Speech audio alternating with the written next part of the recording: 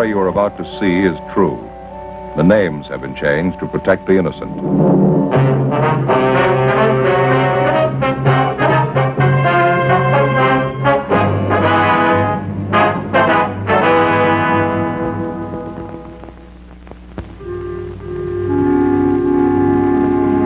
This is the city. Los Angeles, California. I work here. I'm a cop.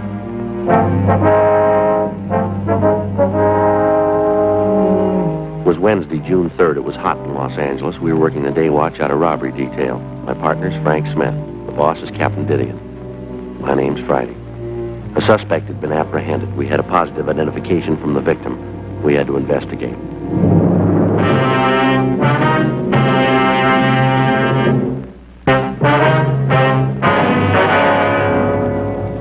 Hi, Joe. Joe. Hi. Hi. Glad you're in early. That stuff is floating all over the squad room. Yeah. Thought for a minute it was Ann's handwriting, but it isn't. Somebody you know? Yeah. You're early. Yeah. I want to go over to Georgia Street and see the doc. What's the matter? I don't know. I couldn't sleep last night. Started getting headaches, ringing in my ears. I don't know what it is. Stay right there. What? Got it in my locker. Fix you right up. What are you talking about? The headaches get worse when you move around, huh? What? When you move around, your head feels worse? Yeah. Feels like it's going to blow up? Yeah. Glad you came to me, Joe. I know what it is. Got the stuff right here.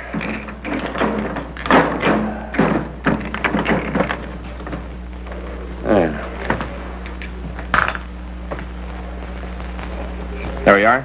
Take 2 of those. Fix you right up. What is it? Salt. Salt. Salt. That's your trouble. You don't get enough salt. Same thing happened to me last summer. Ever since then, I keep a bottle of salt tablets right in my locker. Always ready. Take 2. Fix you right up. All right, you got a penny? What for, a cup? Yeah.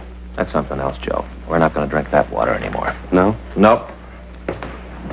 Bought a whole case of this just for us. You can drink it right out of the bottle. Well, what is it? Poland water. Right from the spring. Real water. You can read right here on the bottle. Poland Spring, Maine. Fix you right up. Well, maybe I ought to wait until I see the doctor, huh? Joe, believe me, I know it's wrong. Happened to me, same thing. Salt. That's what you need. Your body's screaming for salt. There you are. Poland water and the pills. Go ahead. Well, now, look, Frank, I really appreciate it. Really, I do. But I think I ought to see the doctor, huh? Joe, don't you trust me? Well, yeah. Take the pills. Salt. Salt. Here, take them. One at a time, all right? You know better than that, Joe. I just thought I'd ask. You're the doctor. One at a time. Doesn't make any difference with pills, Joe. Doesn't it? Lots of water. Now, that wasn't bad, was it? No, that's good water. Now, if the headaches don't go away, we can drop by Georgia Street and see the doc. Well, let me have that bottle, Joe. Cap it up. Keep it fresh for us. Wait a minute. Yeah? Want those? Always ready.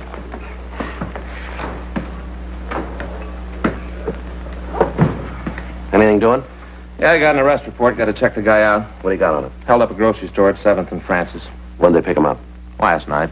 Victim saw him on the street, called a radio car. They took him into custody and booked him. Well, we might as well go talk to him, huh? See what he's got to say. Now, look, after we get through, we can drop by the hospital if you still got the headaches. This shouldn't take too long. Yeah? Sure, guy's already confessed.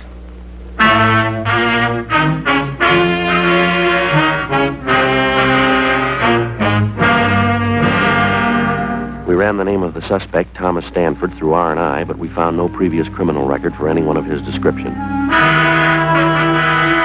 8:20 a.m. We drove over to the main jail. We went up to the second floor and signed in. Stanford was brought from his cell, and Frank and I took him to one of the interview rooms.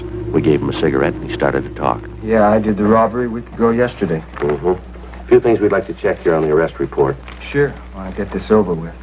Told you how I did it. Nothing special. Mm-hmm. Just held up the store. Your full name is Thomas Arthur Stanford, is that right? Yeah, Thomas Arthur. My friends call me Tom. Yeah. Your home address is 1824 1/4 South Mariposa Avenue? Yeah, I live with my father. 1824 and 4th South Mariposa Avenue, LA 7.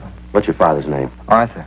Same as my middle name. I was named after him. You employed? Not regular. What do you mean? Well, I don't have a regular job like in a factory or in a store. You see, I'm a gardener, and I work for different people. Can you give us a list of the people you work for? Sure, if you gotta have them. Just routine. Oh, yeah. I'll give them to you. You want to tell us how you committed the robbery? Yeah, I'll tell you. There isn't much to tell, though. Pretty simple. I went in and held the place up. Took the money. That's about all there is to it. Were you armed when you went into that grocery store? Yeah, I had a gun. What kind of a gun? .32 automatic.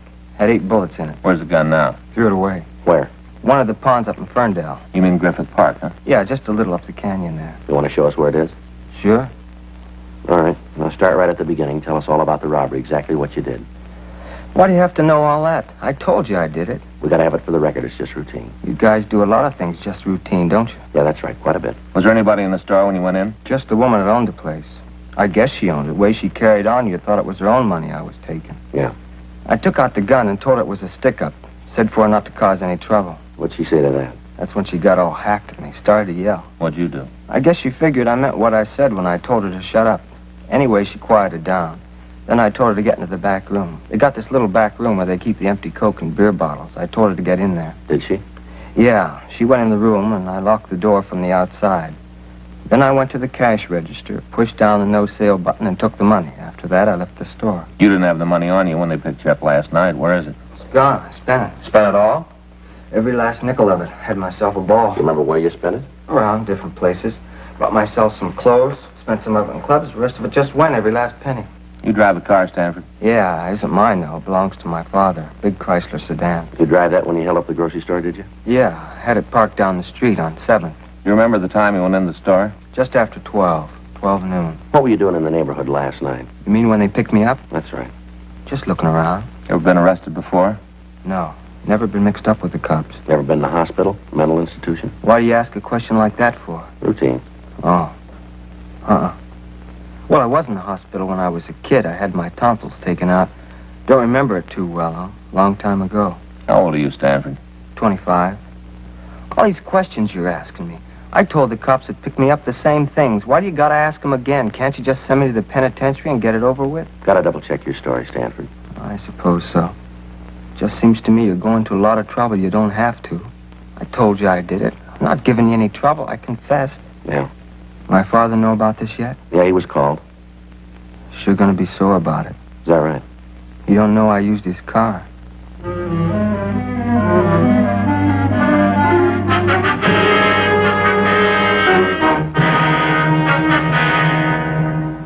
"9:15 a.m. We checked the suspect out of the main jail, and we took him over to the store that had been robbed.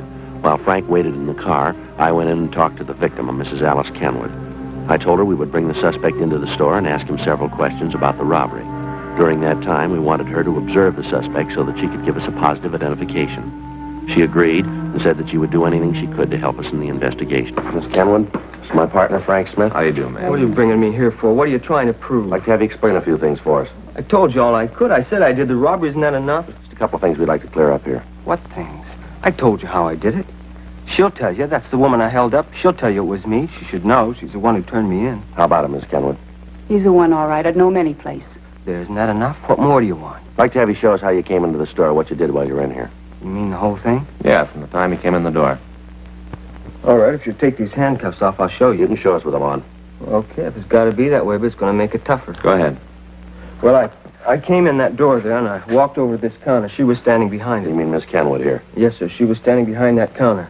I walked over to her, showed her the gun, told her it was a stick-up, that I wanted the money. That's right.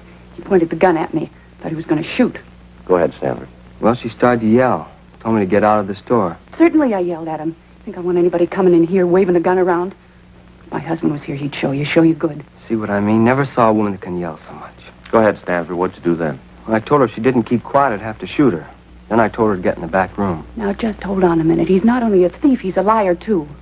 Ma'am? It's not what he did at all. What do you mean, Mrs. Kenwood? He didn't tell me to get into the back room. There ain't any back room. How about that, Stanford? You gonna listen to her? I'm the one who did the robbery, not her. I guess I ought to know what I did. What's this back here, Miss Kenwood? Just a space where I keep empty bottles. It goes right out onto the alley. Uh-huh. You see? That's where I put her. That's where I told her to stay. Now, you said you locked the door, too, didn't you? There's no door there. Well, I got confused. Don't make any difference. I put her back there and told her to stay there until I got out of the store. That's a lie. You did no such thing. You told me to get down on the floor and cover my face. Then you went over to the cash register and you took the money. I didn't move. I didn't want to give you any trouble the way you was waving that gun around. It's a wonder you didn't try to kill me. The way you're yakking it up, I should All have right, done. that's enough, Frank. You want to take him out the car? Yeah, come on. I don't see what you got to go through all this for. I told you I did it. Nobody believes you. Miss Kenwood, Yes, are you sure that's the man that held you up? I said it before. I'm positive. There isn't any doubt in my mind. Now, you heard what he said, how he said he robbed you. Is that the way it happened? Well, everything was the same, except where he said that he put me in back there. That wasn't true. He made me lie down on the floor right there. Told me to stay still for 5 minutes, not to move. He said that if I caused any trouble, he'd come back and shoot me. Yes, ma'am. I think he's crazy. Anybody who'd have a gun and wave it around like that, it's terrible. Wish my husband was here. He'd show that snip. He's in the army, you know, my husband. Mm-hmm. Awful thing, him overseas getting shot at and young punks like that roaming around the streets with guns, threatening people. It's a terrible thing. Now, this is pretty important, ma'am. You're sure that's the man who held you up? How many times do I have to say it? I told you it was. He admits it himself. What more do you need? I don't know, ma'am. There's just something that isn't right about the whole thing. Doesn't make any difference. He's the man. There's no mistake about it. You just let me know when you want me in court. I'll be there. I want to see him get what's coming to him, every bit of it. Yes, ma'am, so do we, if he's the right man.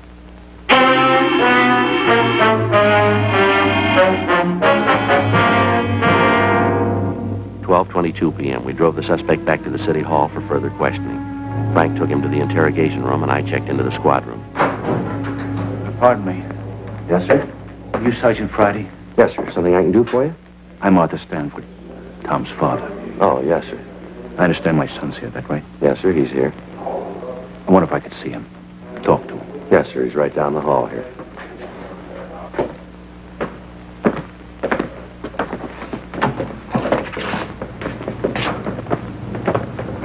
Right down this way, sir. In here. I wonder if I could have a cigarette. Yes, sir, sure.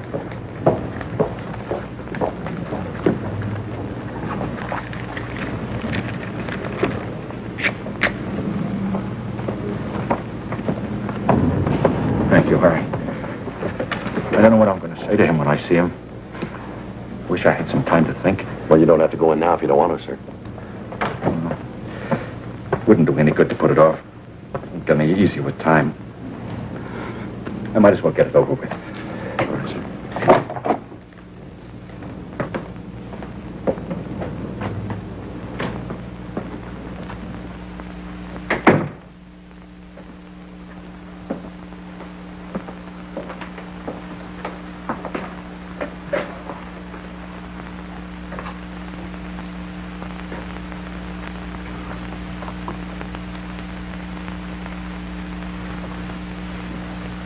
Hi, Pop. Why'd you do it, son? I did it because I wanted to. I wanted the money. I don't know any other reason you robbed somebody. I wanted the money, so I did it. You could have come to me. I'd have tried to get the money for you. You know I'd have tried. Where'd you get it? Where'd you get that kind of money? All your life, you've been grubbing for pennies. I don't want small money. I want to be rich, and I will be. All right, take it easy, Stanford. It's all right, Mr. Friday. I understand. You've been saying you understand all my life. I'm getting sick of it. As long as I can remember, you've been telling me to get out and do something on my own. Well, I finally did it, and now you aren't happy with it. You expect me to throw my hat up in the air because you're a thief? Ah, knock it off. I'm tired of you giving me lectures all the time. Talk never stop. All right, that's enough of that, Stanford. You keep out of this, cop. This is a family matter. Don't concern you. Between my father and me. Tell me why. That's all I want. Why? Tell me so I can face the neighbors. So I can tell them you had a reason. Tell him your son's a bum. They know that already, but that's not a reason to steal. It's good enough for me. They're not going to listen to you anyway. They've already made up their minds about me. They did that a long time ago. All right, come on, Stanford, let's go. Back to jail? That's right. Sure. Nothing else left to do here. You don't understand, never did. Let's go. One thing I'd like to ask first. What's that? Gonna be in jail a long time. I have to live while you're gone. That's your worry. It always has been. I want to know what you did with those gardening tools. I'll have to have them to get along. I don't know. I left them someplace. You remember where? I need those tools. Well, I'm not sure. Maybe Mrs. Howard's. Maybe that's where I left them. Oh, over on 12th? Yeah. I did a place last Wednesday. Guess I forgot to pick the stuff up when I left. Must still be there. I'll go over and get them. Just a minute. You said you did some gardening work for this Mrs. Howard last Wednesday. That'd be a week ago yesterday, is that right? That's what I said. Any idea what time you were there? Most of the day. Got there about 10 in the morning, left about 4 in the afternoon. I was in a hurry to get away. That's why I forgot the tools, I guess. You leave the place at all during the day? No, not until I finished. What are you trying to prove with all these questions? About the robbery, Stanford. Yeah. If you were at the Howard woman's house, how could you have held up that grocery store? Well, it don't make no difference. I don't have to explain it to you. You're wrong there, Stanford. Is that right? Too many things don't add up here. The way you confessed, the differences in your story about the robbery. Now, this thing about you being at the Howard house. I don't know why you're lying about this, Stanford. Yeah? But we're going to find out.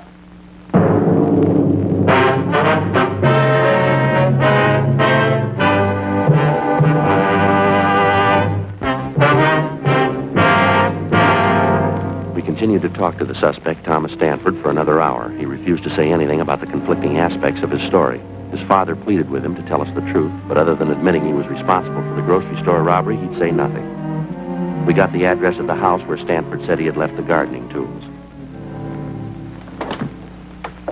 Yes, Miss Howard? that's right. Did you want something? Police officers, ma'am. We'd like to talk to you. Police? What do you want to see me for? About a man who did some work for you, Thomas Stanford. Oh, yes. Come in, won't you? Thank you. Thank you, ma'am. This is my partner, Frank Smith, Miss Howard. My name's Friday. How do you do, ma'am? Just sit down there. I'm having a late lunch. Can I get you anything? No, thank you, ma'am. You sure you would like a glass of iced tea? Something like that? No, ma'am. Thanks very much. Do you mind if I go on with my lunch while we talk? I've been eating later since this daylight saving time came in. I just can't get it straight yet. I never could get it straight in time my dude's over. Yes, ma'am. Now, about this man, Stanford. Oh, Tom. Oh, yes, he's a good gardener. Oh, he does such a good job on the place. You should walk around the grounds. Oh, he does a beautiful job. Yes, ma'am. Could you tell us when he was here last? Well, I'll have to think about that. Now, let's see. It was a week ago yesterday. That's right. Last Wednesday. He comes once a week. He should have been here yesterday. I phoned his house when he didn't show up, but there was no answer. Probably forgot. He's very forgetful, you know. That right? Oh, yes. Take the last time he was here. He forgot all of his tools. He walked right off. He left them on the lawn. Had to take them all back to the garage. Right, left them right out in front of the place. Mm-hmm. I don't know that I should say it, though. What's that, Miss Howard? Well, frankly, I've never felt that Tom was real bright. He seemed a little backward. How do you mean backward? Well, when it came to thinking out things for himself, he just couldn't handle it. If you told him to do something, he'd do it. And he'd never vary from the way you told him to do it. Yes, ma'am. But ask him to figure something out, and he was just dead. Seemed like the motor was going, but he couldn't get the clutch out. Do you remember what time he was here on Wednesday? Well, now, let me see. It was about 10 o'clock in the morning. It was right after that radio program about the Friends. I'd just been listening to that when he got here, and it goes off at 10. Have you ever heard it? No, ma'am. Well, you should listen sometime. They do it in New York. It's all about friends. These people tell why they need a friend to help them out of trouble. I listen every morning. Makes me feel pretty lucky. These poor people, I certainly appreciate what I've got when I hear what they have to say. Uh-huh. Was Stanford here all day, ma'am? Yes, all day. He didn't leave until, let me see. Oh, I guess it was about 5 o'clock, somewheres in there. Right before the 5 o'clock news. Just before that he left. Yes, ma'am. Well, is it possible that Stanford could have gotten away from the yard at all between 10 and 5? No. He was here all the time. I'm sure of that. All right, ma'am. Thank you very much. But what's this all about? Is Tom in some sort of trouble? It's just a routine investigation, ma'am. I'm going to give you one of our cards, Mrs. Howard, in case you should think of anything else. Thank you. Yes, ma'am. Michigan 5211, is that right? Yes, ma'am. Just ask for Robbery Division. That's extension 2511. It's right on the card there. I see. Poor Tom, all this trouble. It's too bad. Yes, ma'am. Wish this were New York. Ma'am? Well, if it were New York, we could do something for him. Well, how's that? That program about the Friends. Yeah. Tom could sure use one.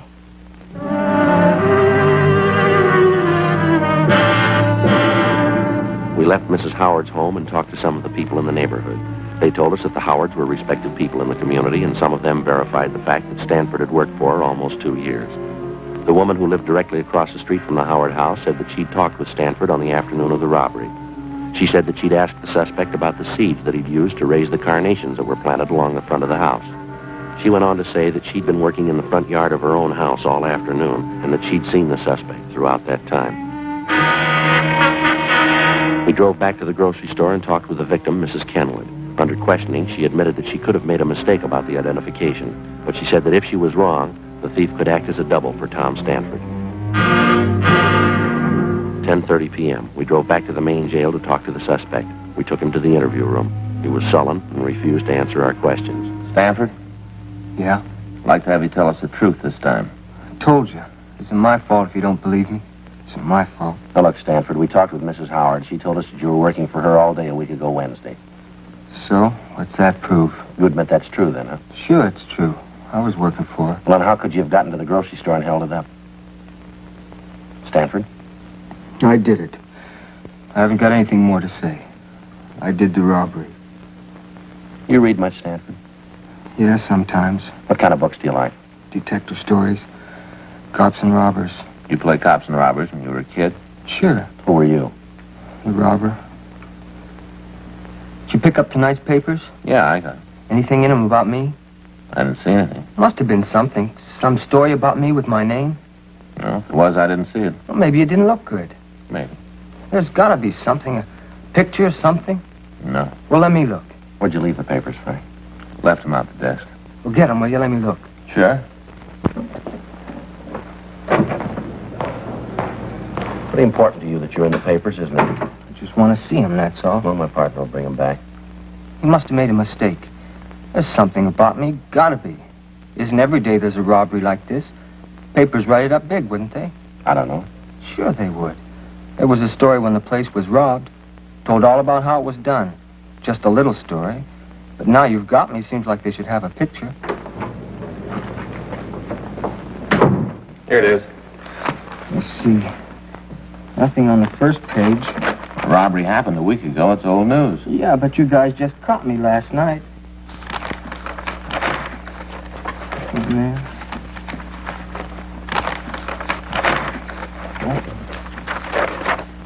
Nothing. One lousy word. Nothing. Does that make a difference? Sure it does. If there isn't anything in the papers, how are people going to know I did it? How are they going to know? They won't. But they got it, don't you see that? If they don't know that I did the robbery, there ain't no reason for it. No reason at all. What do you mean, Stanford? No pictures, no nothing. No one's going to know I did it. The way it looks to us, you didn't do it.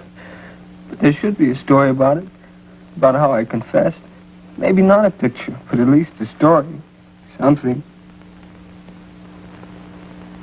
You didn't do it, did you? Stanford? Come on, you didn't hold up that store, did you? No. No, I didn't. I thought that I could get away with it. I thought that if I confessed, you'd put me in jail. People'd look at me different. Yeah. You get tired of people saying you're dumb. They don't think you know. They don't think you know. Yeah. Dumb Tom. Poor dumb Tom. They think I'm slow. It just takes me a little while longer, that's all. Just once, I wanted to show them. You ready to go? Back to the jail? That's right. Okay. Think we could stop on the way over? What for? Other papers. Might be something in them.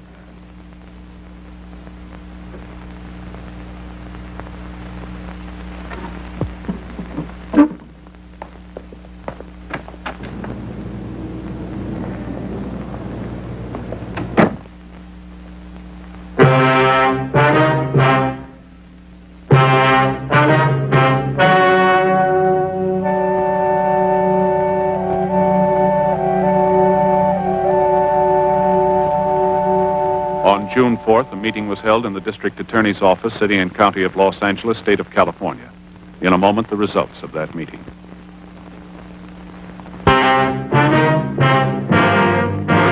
The suspect was examined by 4 psychiatrists appointed by the court and found to be mentally incompetent.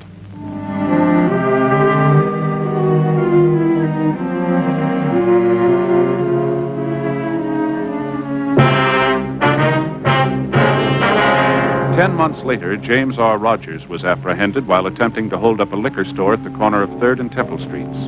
While being interrogated, he confessed to committing the robbery of which Stanford had been accused.